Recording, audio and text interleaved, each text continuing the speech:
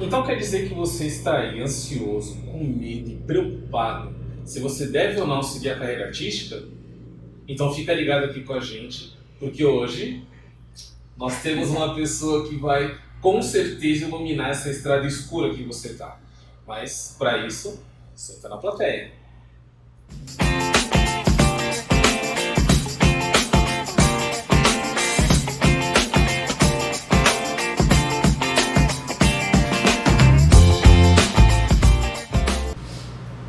Fala meu povo, todo mundo bem? Para quem não me conhece, eu sou o Jorge Ribeiro, eu sou ator, diretor e produtor do mundo cênico e do audiovisual também.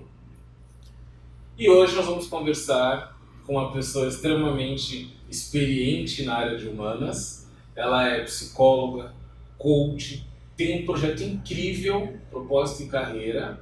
E hoje vamos conversar a nossa primeira entrevista do canal, hein? Olha como é importante. Com Raquel Rabelo. Bom, Rogério, depois de 20 anos em RH e muitos anos trabalhando com pessoas, eu senti a necessidade de trabalhar de uma maneira um pouco mais profunda. O RH me fez muito feliz e eu acho que eu não conseguiria ser feliz no que eu faço hoje se eu não fosse feliz fazendo o que eu fazia antes. Então acho que esse é um primeiro passo. Quando você pensa em transição, você não pensa num pedágio, você pensa em como aquele momento também pode te qualificar para esse próximo passo, né? E te energizar, e te trazer equilíbrio e paz e tal. Mas trabalhando como RH, você fica ali no meio, entre os interesses da empresa e os interesses dos funcionários. E você acaba conhecendo uma demanda gigantesca de pessoas que às vezes fazem o que não gostam, não conseguem verbalizar o que precisam, não conseguem perceber questões que precisam ser desenvolvidas nelas mesmas. Então a minha ideia de fazer essa transição era justamente, talvez, impactar lá na ponta, impactar as pessoas que permanecem no mundo corporativo ou em outras indústrias ou em outros segmentos do trabalho, porque o mundo do trabalho se renova a cada dia, mas que elas estejam felizes. E o propósito e carreira vem muito alinhado a isso, né? Para mim, para que você possa ser feliz, você precisa ter várias áreas da sua vida em equilíbrio. E o trabalho é uma área importante da vida, não só por aspectos financeiros, porque isso preenche 10% só do nosso nível de satisfação, mas os outros 40% que a gente controla vem de sentimento de realizar. Então, o propósito de realizar o que você gosta faz completa diferença. E você só vai gostar se você estiver preparado para a evolução, para os desafios, para as complexidades diferentes que vão vir aí ao longo da vida. Então... Tomando, né, por conta do que você falou, né, Raquel, tem muitas pessoas realmente que não estão felizes no que fazem, né? Claro, por mais que nós estamos falando isso num contexto geral, tá? Eu conheço muitas pessoas que trabalham com uma coisa X hoje, mas que gostariam de trabalhar com Y. Só que justamente essa transição, ou a pessoa não tem coragem, ou a pessoa tem medo, ou outras pessoas, terceiros, acabam influenciando para que realmente ela não faça, né, bem aquela coisa. Não faz isso, é morrer de fome. Não, né, tem muitos. Então, que dica você daria, assim, não precisa ser várias, né, mas quais as dicas que você daria para aquelas pessoas que estão nesse caminho hoje do e agora, o que eu faço ou não faço? Assim, a gente precisa ser muito consciente, porque existe um custo de vida, existem responsabilidades que você tem que cumprir, né? Então, assim, acho que se aventurar é uma ousadia que você precisa fazer em um determinado momento da sua vida. Talvez quando você é bastante jovem, que você tem, talvez, se você tem o privilégio de ter alguém cuidando de você financeiramente, ok. Do contrário, você precisa se planejar, você precisa se qualificar, você precisa entender qual é a demanda que aquele mercado requer, o que você pode fazer, quais vão ser seus potenciais obstáculos. Se você não se preparar, dificilmente você vai conseguir ter êxito. E depois você precisa querer de fato, porque o que você falou, né? Muita gente diz que quer, mas não faz nada. E hoje você não precisa de dinheiro necessariamente para se qualificar. Você tem o YouTube, você tem rede social, você tem networking, você tem um monte de cursos gratuitos. Então, assim, o quanto de fato você deseja e investe para fazer aquilo acontecer. Então, para mim, o primeiro passo é estude o que você quer, tenha certeza do que você quer e não idealiza, sabe, um mundo perfeito, porque mesmo empreender requer muito trabalho, muita dedicação e concessões. Bastante, bastante. Puxando até um pouquinho pro lado, do seu lado psicóloga da coisa falando, por exemplo, nós temos aí muitas, na mesma medida de entrevistas para empresas, que seja, quando um ator ou uma atriz vai se preparar para um teste, que seria a mesma coisa de uma entrevista numa empresa, né? Bate muito nervosismo, bate insegurança, bate aquela coisa do ai, mas será que eu estou preparado? Às vezes a pessoa tem todos os requisitos que foi solicitado, mas puxando até um pouco essa parte de insegurança, né?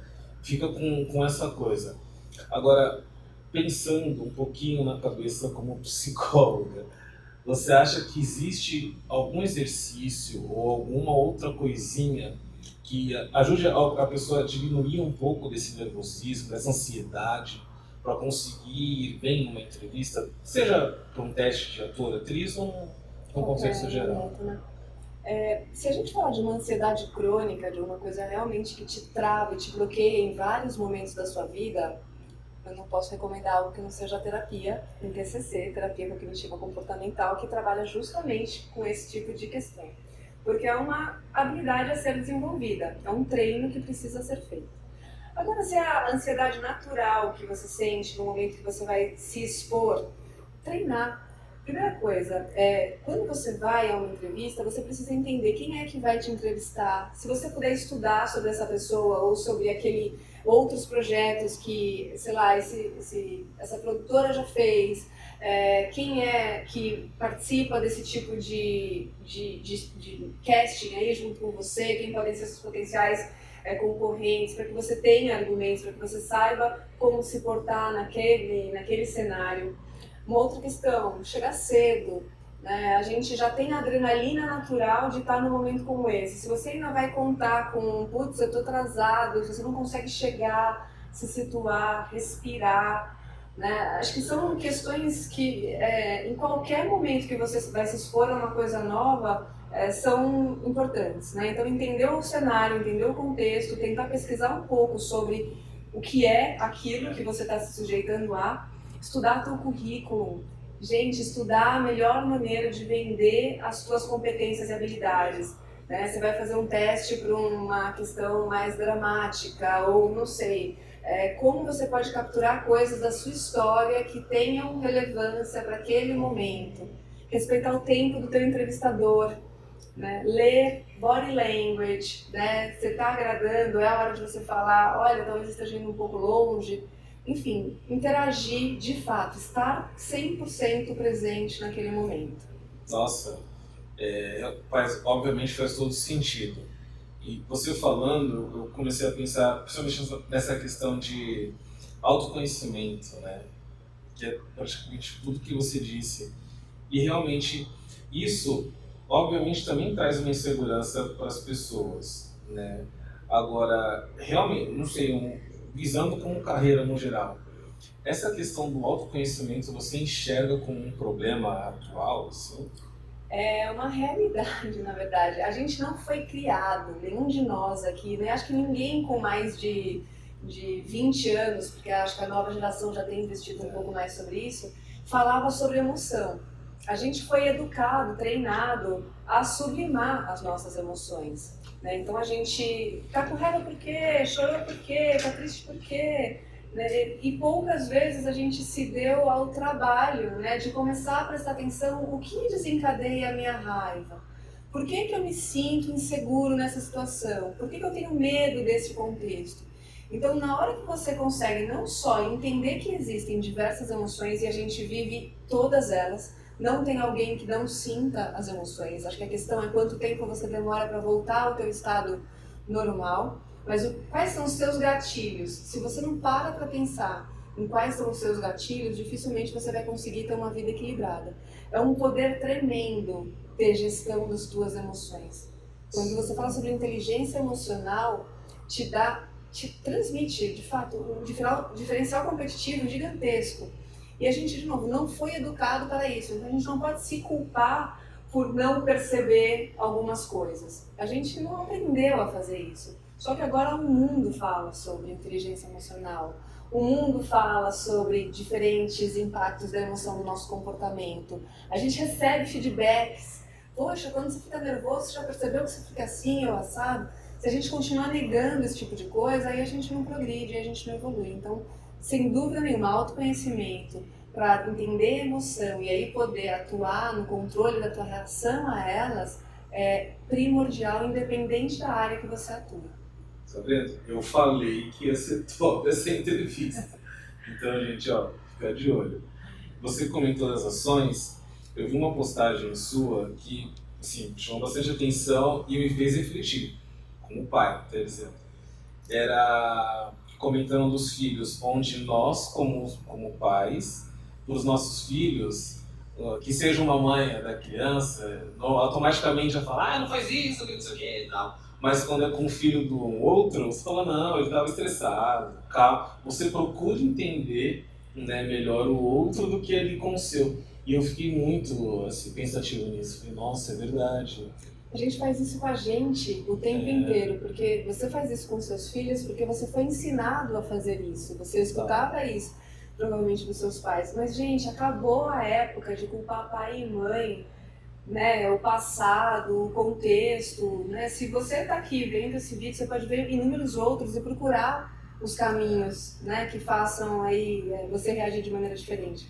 Mas a gente faz isso com os filhos, de fato, de cobrar muito mais dos nossos filhos do que a gente cobra da sociedade e depois a gente transfere isso pra gente. Sim. Então é inaceitável que eu fale ou que eu receba um feedback negativo, mas eu aceito muito mais fácil o outro. Só que a gente não percebe quanto essas coisas machucam a nossa autoestima, a nossa confiança. Então você não foi aprovado num processo, tem gente que sai, pô, é porque eu não sou bom, eu acho que eu não tô pronto pra isso, acho que não era...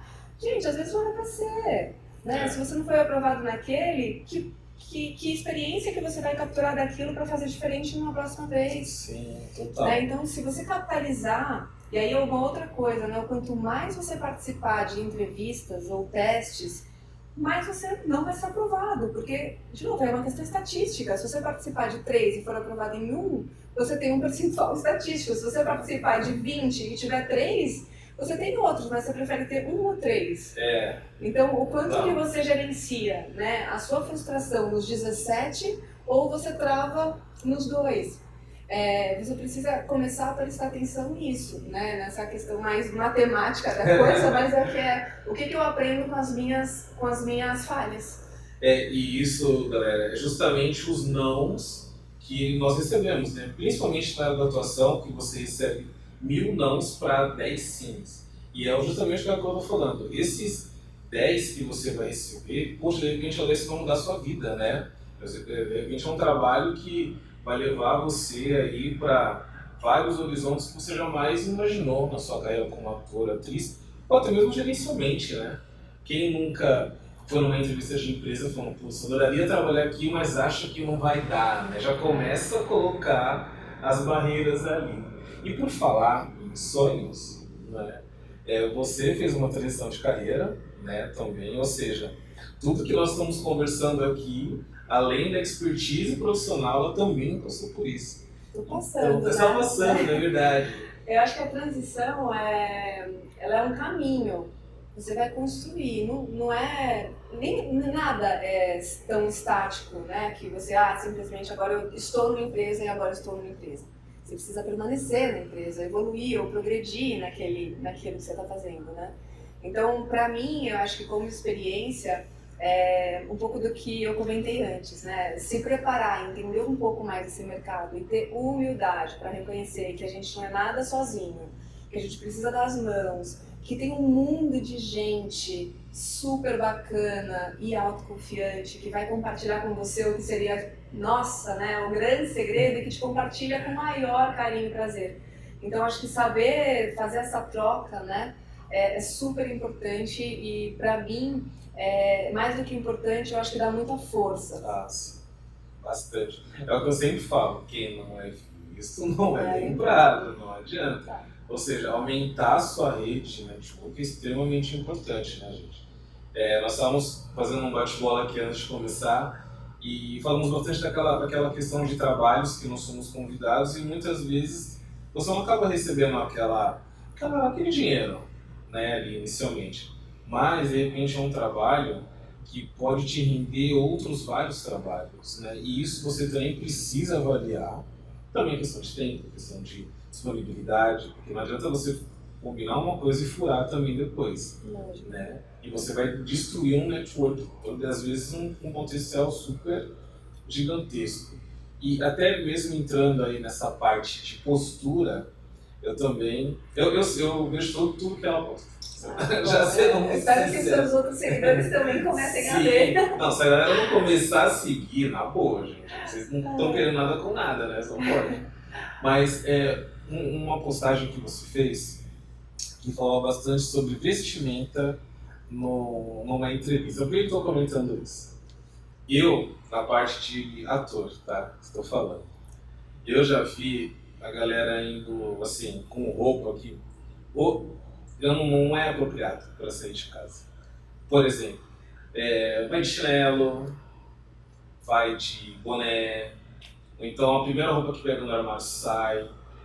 Quando você que está assistindo o vídeo, que não é da área artística, quando você vai fazer uma entrevista, você coloca uma roupa social, né, uma super fina, ou seja, você vai bem vestido para causar uma boa impressão. É a mesma coisa para arte. Quando você vai fazer um teste, você precisa ir bem vestido também para causar uma boa impressão. E nesse caso, o que eu iria te perguntar você já viu muitos casos assim, esdrúxulos de pessoas que, eu vou X, uma coisa que não tem nada a ver. Eu acho que assim, sempre, para mim, tem duas questões que são importantes. Uma é a autenticidade e a outra é o respeito com o ambiente que você está indo e o respeito com aquele momento, com a pessoa que vai te receber. Então, em algumas, aí se você está falando de indústria, algumas vezes você nem entra se você não estiver adequadamente vestido, porque tem questões de segurança do ambiente e tal, então você acaba já sendo barrado na porta. Eu vou te dizer que em 20 anos eu peguei raros casos muito fora da curva. Talvez essa informalidade que algumas pessoas transferem para o mundo artístico, que também é uma crença errada, sim, porque é uma profissão que requer qualificação, que requer estudo e que requer preparo, né? Você não precisa ir de terno e gravata, provavelmente, num teste desse, mas você precisa ir adequadamente. Como que é adequadamente? Aquela coisa que eu falei, como você se prepara para a entrevista? Deixa eu entender quem é o diretor que vai me entrevistar, vai ter um tipo de atuação, eu vou me trocar, não vou me trocar, eu vou precisar ter flexibilidade, eu preciso estar confortável, né? Estar confortável não significa estar de chinelo, chinelo não é uma roupa de entrevista em lugar nenhum. Então eu acho que, assim, tem algumas coisas que não são pudores, né? De falar, olha, toma cuidado com isso ou com aquilo. Eu acho que é um pouco do bom senso. E aí, quando você fala de vestimenta, é muito importante falar que não é um tema nem fútil e nem um tema que você requer grandes investimentos. Requer criatividade. Você pode usar a mesma semana, a mesma peça, mas conseguir ser criativo. Então, a gente não está falando aqui de saber se vestir, usar coisas de marca ou caras, a gente está falando de ler o ambiente que você vai e se adequar a ele. Total. Mas acho que na maioria das vezes, assim, não pode ter um julgamento meu, entendeu? Eu preciso, na hora que eu estou entrevistando alguém, e eu acho que um diretor ele vai fazer a mesma coisa, se a pessoa estiver dentro do que é aceitável, você vai olhar a pessoa, o que ela vai trazer ou contribuir naquele momento. Mas que a primeira imagem fala muito, fala. Para algumas pessoas fala o suficiente para não querer ouvir o final. Total, né? total. Então vai também no preparo do diretor, ou do produtor, ou do RH, enfim, de quem a gente estiver entrevistando. E postura, né? A postura... Não adianta achar que só porque você de repente conhece de algum outro trabalho, enfim, o entrevistador não vai achar que ele é seu amigo e você... cortar essa informalidade também, que é importante, né? Conta bastante. Muito importante. E, na verdade, assim, são algumas armadilhas, que aí é a dica dos bastidores da seleção.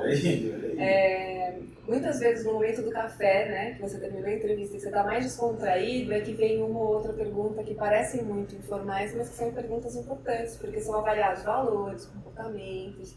né? Então, num processo de entrevista, você está sendo avaliado, né? E você está avaliando. Assim como você está avaliando o seu entrevistador, você está ali olhando no celular enquanto ele fala com você, ele também está fazendo a mesma coisa. Então, eu acho que entender que aquilo ali, na hora que você entrou na entrevista, passou pela recepção, falou com o porteiro, você já está trabalhando e você já está competindo naquela vaga. Tem uma história da Disney, que eles fizeram o seguinte, eles deixaram tipo um faxineiro passando e as pessoas passando para fazer entrevista. E aí no final, algumas pessoas chegaram e falaram assim, olha, obrigado, você pode ir, mas você não foi, nem conversou comigo e tal. Aí eu falei assim, não, é porque você não cumprimentou o nosso faxineiro e um dos nossos valores é que você conversa com todo mundo, independente de quem é essa pessoa. Então você não falar, então vocês estão fora. Olha. Então, eu tô falando isso porque foi um caso ficou famoso, que eles dividem alguns cursos de MBA, mas na verdade todo ser humano conta e você mostra os seus valores da hora que você entra na porta da empresa, né, que você diz o quanto você se preocupou com aquele momento, até a hora que você sai de lá. Então, tem que manter a linha. E aproveitando, gente, a Raquel é consultora, tá? Ela, como eu disse, ela tem um trabalho super top. E, Raquel, por favor, comenta do seu trabalho, conta aí para as pessoas como que é, se alguém quiser te procurar para se consultar, enfim, pode ficar à vontade. Tá? Legal, obrigada pela oportunidade.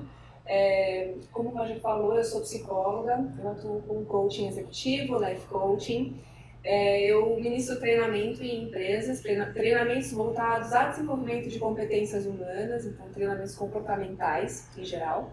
E eu faço um trabalho que se chama consultoria de carreira, que é desde preparar alguém para um processo de seleção, preparar alguém para um momento, uma fase específica, né, que ela esteja vivenciando no mundo corporativo. Em breve meu site no ar, psicologarraquelrabelo.com.br, tá em breve. E quem quiser conhecer também um pouquinho mais do meu trabalho, interagir, mandar alguma mensagem, entra no Instagram, Propósito de Carreira. Vou ter o maior prazer de responder aí as suas questões, enfim, e participar, interagir um pouco mais com seus seguidores que ficaram curiosos, tenham mais dúvidas, enfim. Sim, ó, eu vou colocar aqui tanto na descrição do vídeo, quanto aqui em algum lugar, o Instagram dela, tá? Para vocês entrarem, é muito legal, todo dia tem coisa, é super interativo, é muito, muito 10, gente. Então você que está saindo da escola, que vai para uma faculdade, você que já está trabalhando há X anos numa carreira e quer mudar, ela é a pessoa que pode te ajudar. Raquel, muito obrigado. Obrigada a você. Obrigado mesmo pela oportunidade. Espero que possamos gravar mais vídeos aí no futuro. Com certeza. E é isso. Legal, obrigada pela oportunidade e eu espero que faça sentido para vocês. Então, gente, é isso. Muito obrigado. Se você gostou, é Papo de Youtuber. Compartilha, dá um like, se inscreve no canal, segue a Raquel, que muita coisa boa está por vir, tá bom?